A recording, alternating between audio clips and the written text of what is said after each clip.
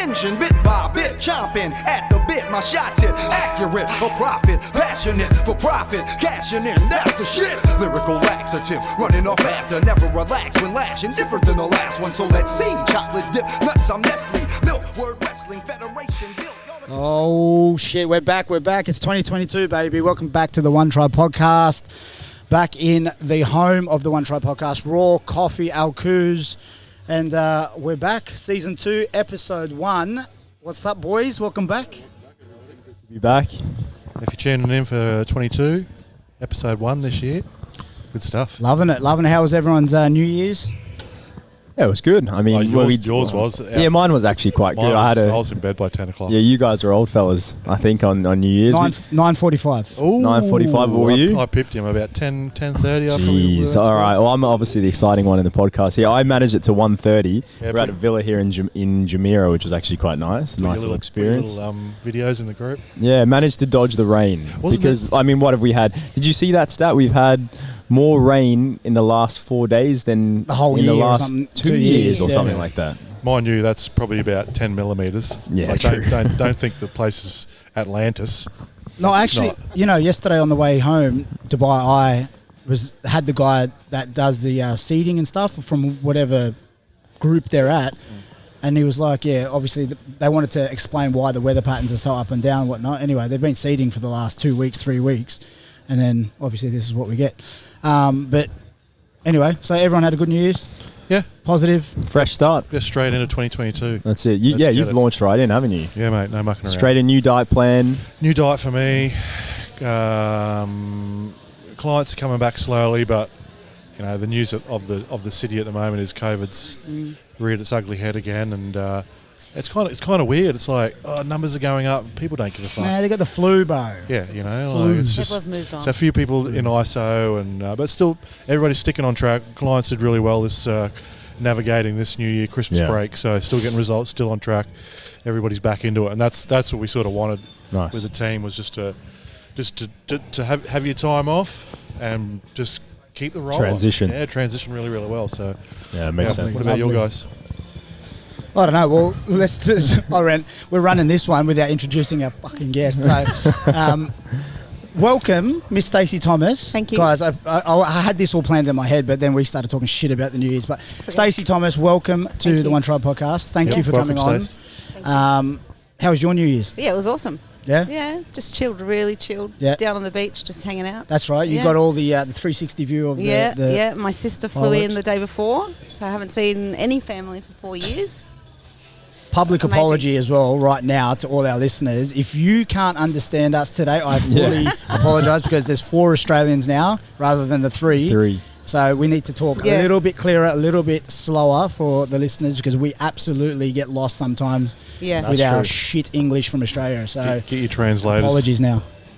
Stacey had a good New Year's. Yeah, it was really good. Yeah, bounced back. Nice and chilled. Now let's introduce you and the reasoning why you're on today for our first one back in 2022. I met you, a couple of weeks ago in the gym? Yeah, probably about 3 weeks ago. You came up to me and wanted to sort of pick my brain about the whole personal training. I think you thought I was trying to pick you up. I didn't. He's on the back foot. He's actually on the back foot for a change. I didn't. But when you came up to me and said, can I buy you a coffee? I went... You gave me this funny look like, it was just... what the fuck? It's a nice way to start that conversation. And I Good on said, you. my next line was... I'm not trying to pick you up. Yeah, she did straight away say that. I was like, because your face said it all, man. Fair enough. Right, not good enough for you. Get in line, love. Get in line. No, but you wanted to pick my brain about the whole personal training space, the industry and whatnot, which I thought that was awesome. Yeah. So you are a PT in Dubai. Yep. You are a mother of two girls. Yeah. Yeah. Lex and Cleo. Girls. But your story, I thought, was quite fascinating because of your past. Yeah. Right. So your past, and to put it nicely, is that you come full circle. No pun intended, right? No pun intended. It's pretty full circle. Yeah. You went from being a young girl into your teens and 20s. Yeah. You said it yourself. These are your words. I was fucking hot. Right? You said it. No, you said this. But then, at some point, there was a weight increase and it just kind of slowly kind of came, and I think you just kind of get caught up. I yeah, it wasn't always like that. I also went from being quite mobile and having an active job where I was on my feet all the time, to getting a desk job and sitting down for 8 hours. That's what was gonna do it. So give us a bit of the timeline. You said you had an active job. Yeah, before so that. mid to late 20s, I was active, and then took an office job and met my boyfriend, who's now my husband, and was working in an office. And I suppose over time it just, I was just becoming more and more sedentary. I wasn't moving, wasn't eating particularly well. I mean, still eating things were okay, but eating a lot of things that I probably shouldn't have been, and drinking too much. So were you, as a teenager, were you into sports, active? Yeah, totally, yeah. Typical Aussie. I grew up in country Victoria, so a lot of sport, a lot of netball. So on the go. And but just over the years, like in my late 20s and 30s, it just kind of slowly came on. I got married probably just into my 30s, and like I was saying just before, I wasn't particularly overweight at my wedding. I wasn't thin, but I'm probably thinner now than I was then. And then since then, having 2 kids and life just getting in the way. Thanks, so basically, it started to pile on, and I didn't even realise I was as big as I was. Yeah, you were saying you mentioned that sort of off the cuff before, that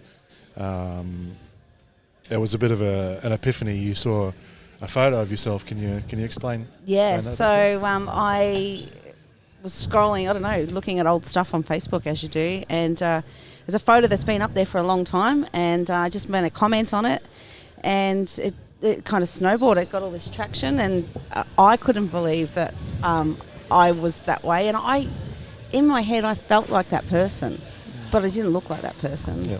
And so that's I suppose that stems from the part where you go, I didn't realise I was that big.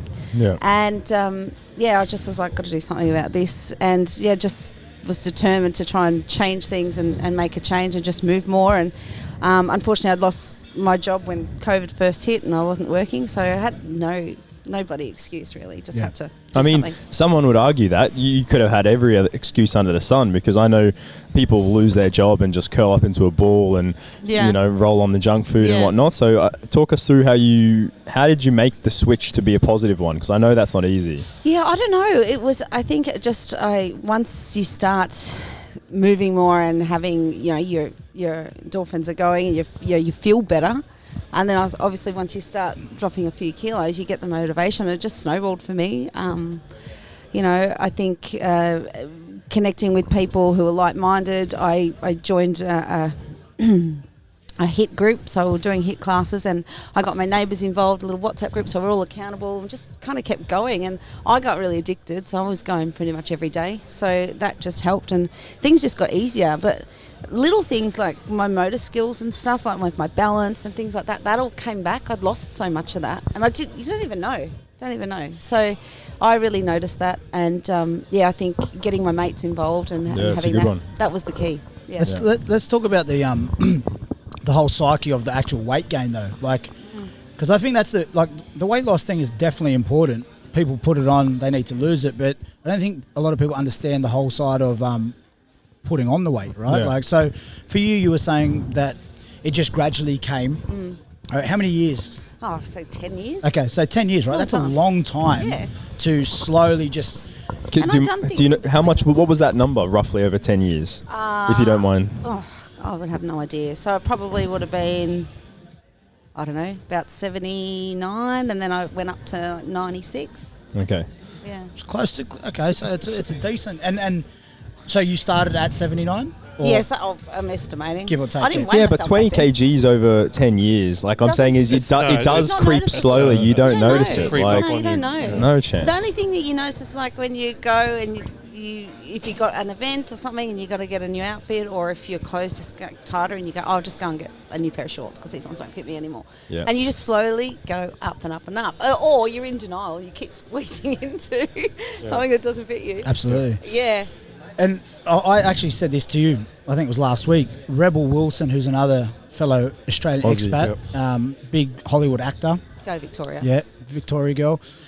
She was talking about this on a YouTube just recently, like a real awesome interview, because she's had a massive weight loss, dramatic. So she looks amazing. It looks awesome. And I really relate to her. So Yeah. we're nearly the same age. And- We're both.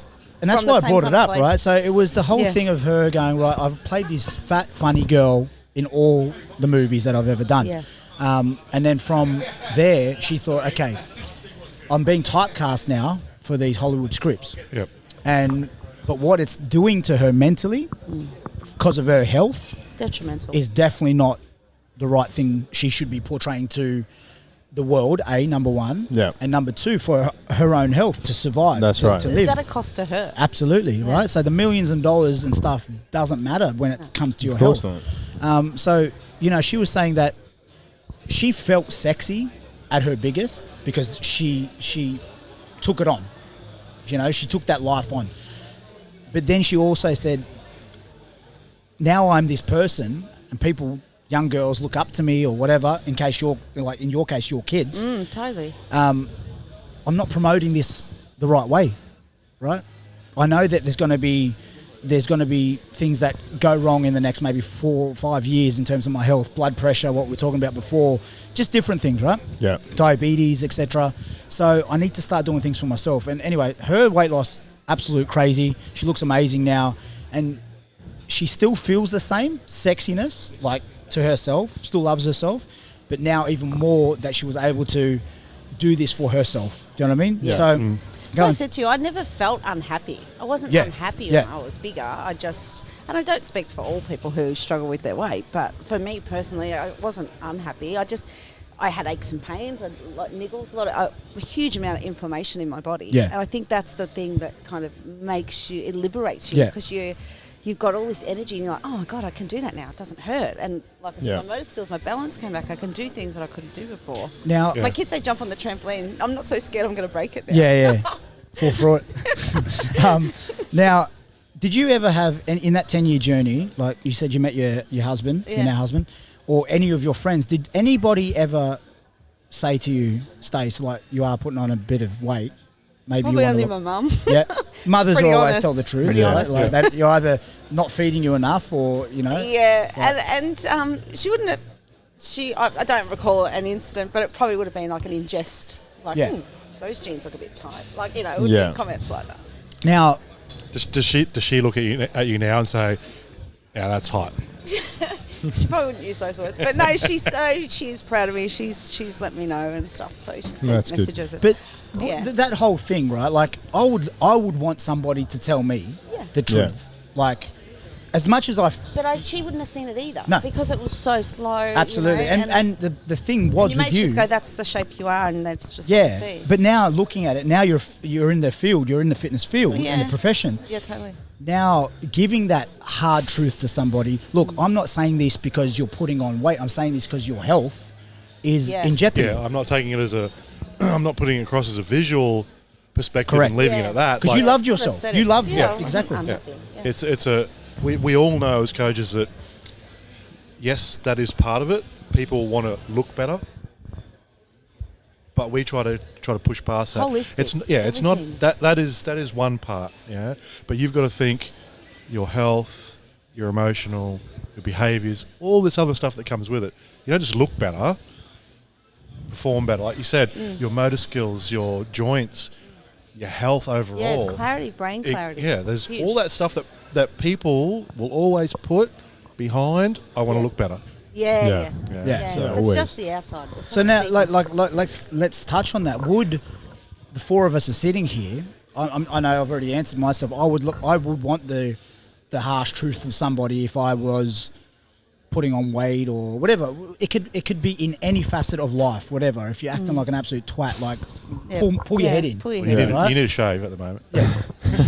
But I mean, sometimes it will depend on your. Says it's fucking- Sometimes it'll be your friendship circle as well. Yeah. Because if everyone's kind of in the same boat, and typically you may gravitate, similar lifestyle types will sometimes gravitate towards each other. Yeah. If you are all in that, we've all crept on 20 Oh, kgs in 10 years. We're still going out having a drink and a bite to eat. Yeah. We laugh about not missing the gym. We go occasionally, etc. You kind of just think that's normal. So who will then call you out? Call you but out. I agree. Yeah. I would want someone to say something, But but I it's think you can get also lured into that group. people- No one's going to say. You don't know what people have got going on necessarily. You don't necessarily. Yeah, got me. You don't know what people have got going on. Like, and so being honest, maybe sometimes it's not the right time. But there are ways that you can. They're probably more 100%. inclined to be, like we haven't caught up with Jason for a while, and next thing you know, they go home and say, "Oh, Jace looks like he's packed it on a bit, hasn't he?" We'll say it to each other, but won't actually say it. That's right. Yeah, for it's sure. The gossip. The gossip. 100%. Not that you have, mate. You look, No, thanks, you mate. look, Cheers. Looking very, very New year, new me. we can do it as it's weird that we can do it as now labelled fitness professionals. We can tell somebody by looking at the data they give us every month. Oh, look, you put on weight. Yeah. Yes. So pull your fucking head in. But even like I've been to the doctor, during those times, and I was more overweight. And just before I lost the weight, I also had like a full health check and everything. And so I did it a couple of years ago. Had some blood work done, and it was all really, really good. It was nothing like that was jumping out, even though I wasn't physically healthy. Yeah. That was all. Everything seemed to be, on paper, normal range. in normal range. Yeah, a normal range. So, but there was no just red off the flags, data. Is what I mean. Yeah. But you knew that, and something's obvious. not right. Yeah. It might be. Next thing you know, it might be normal. But okay, normal range. Were you at the high end of the normal range, just about to fall into? Yeah. Okay, now we've got issues. But then it wasn't because everything was still normal. It's kind of like, I'm okay. I don't need to do anything. I'm still all right. Yeah. So, but then I did have, like I said, I had another lot of bloods done just before I lost all the weight, and even then that was still fine. And my doctor, I was expecting some really bad news because I thought not anything that anything was wrong, but I just thought there's going to be some red flags come up. Yep. And there was just nothing. And so there was no motivation health-wise for me to go, oh shit, my blood pressure's high, or pre-diabetic, or which I probably was. My factors would have dropped now. But there was nothing there that was telling me to go and do that. Yeah. So that is a bit hard. And even my GP here, like she's amazing, but she wasn't necessarily concerned about my weight or anything. I mean, obviously we all know what we should be, where we should be. But sometimes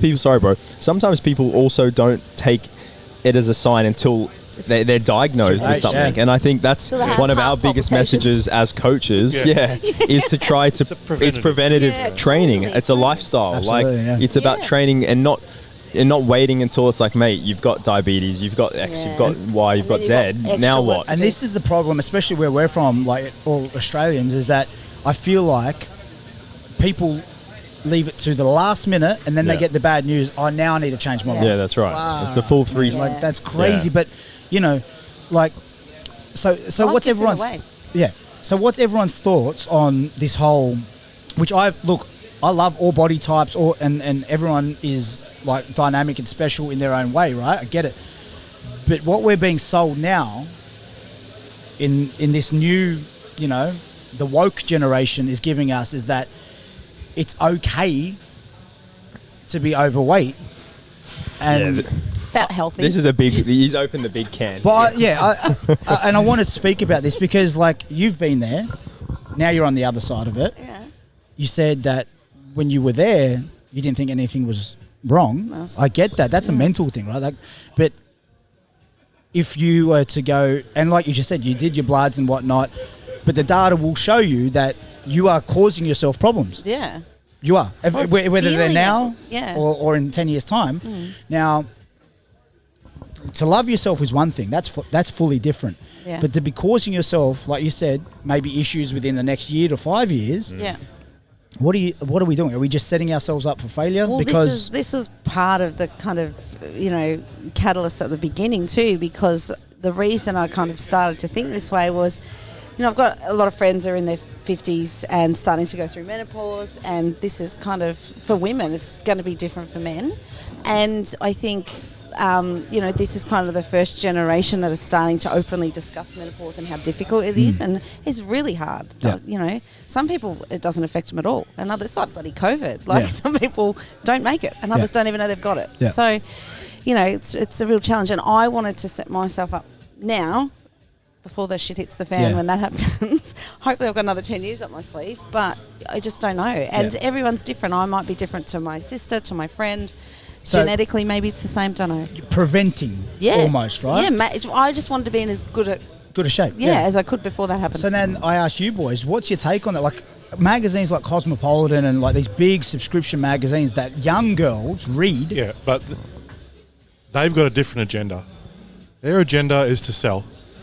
Yeah, sell more magazines. That's all. They don't give a shit. That's what I'm saying. So They will how's jump that? on a bandwagon and they will push an agenda to make sales. Yeah. I get that. So if that's another demographic we can pull in that we haven't had before, because we're used to pushing a different, be thin models, all this sort of stuff, because that's where all our advertising comes from.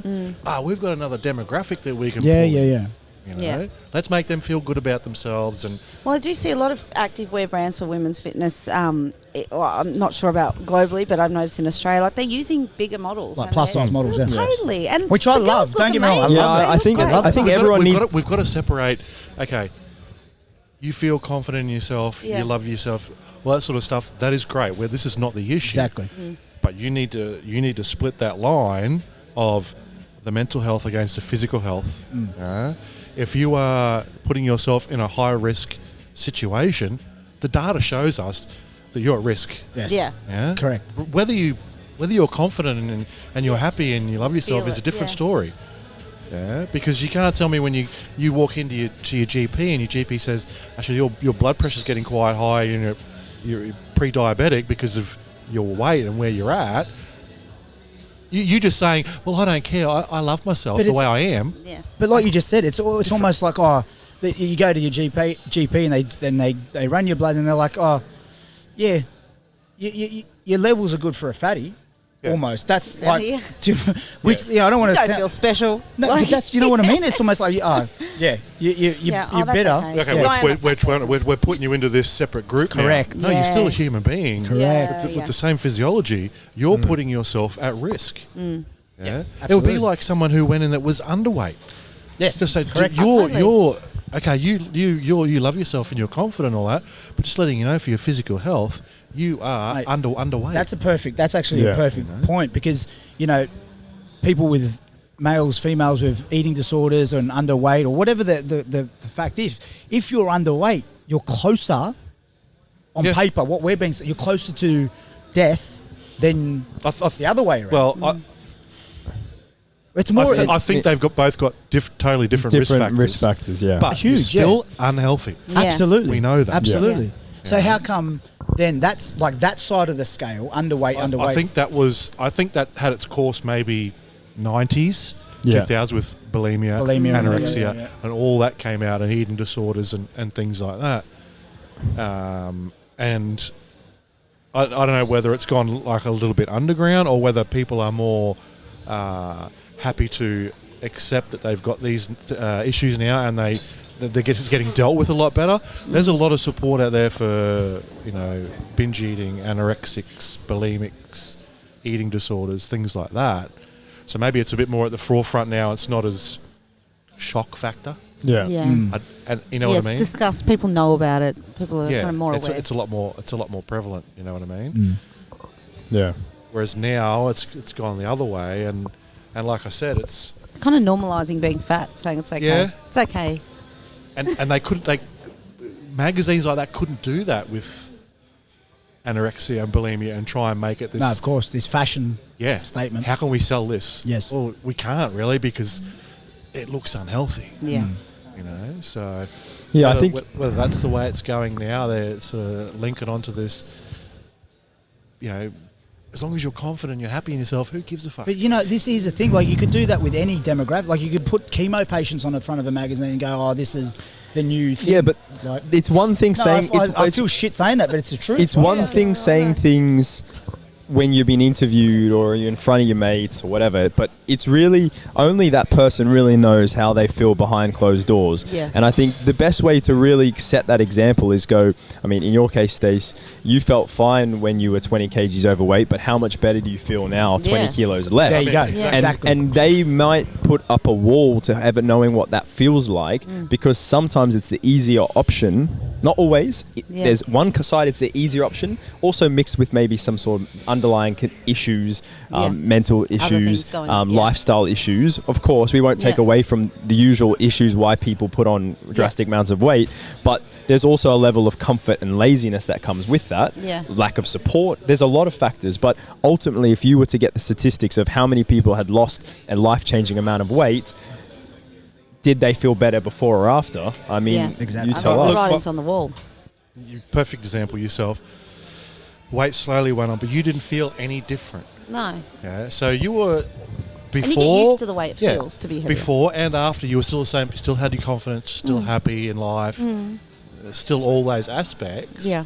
You didn't have to say, oh, well, okay, I've put on 20, 25 kilos over 10 years, but it's okay. I feel confident. I feel you were just like, well, I've always been that person. Yeah. There was still a catalyst that made you go, but I think and you still had good markers, health markers for normal range, which we know probably weren't that good. I imagine them now, they'd be through the roof. Yeah. So there was absolutely no reason for you other than you yourself saying, shit, I'm kind of something not right here. I need to make a change. I think there would have been really small incremental changes in me socially with my confidence and that I didn't know. Like, I've always been a pretty bubbly and social person and, you know, probably borderline hypo sometimes and that. Get a bit excited. But that happens. But Nigel asked me for some before and after photos. I couldn't find hardly any before photos because I chose not to have my photo taken. So these are the things that and now I wouldn't be doing that. I'd be put me in the front. So these are the things, like you said, that you didn't really spring out at you.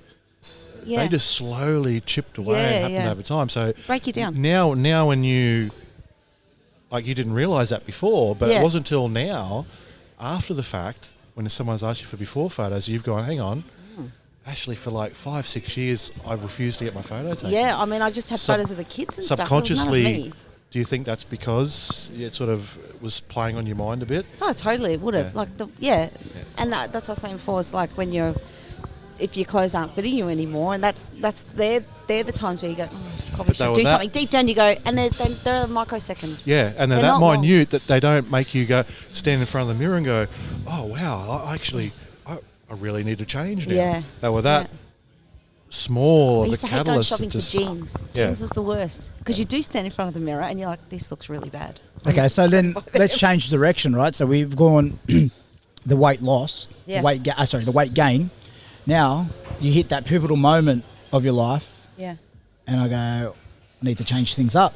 Do you wish it was earlier? Sorry, like just that. Do you wish that pivotal moment was earlier?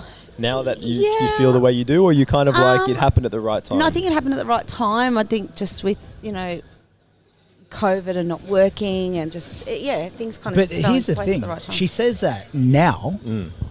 That's why I was curious as to that. What if 5 years earlier you go to the doctor and says, oh, Stace, diabetes is fucking knocking, man. That's it. You're on insulin now. You're on this, that. Like, you would have said, fuck, I wish I changed it.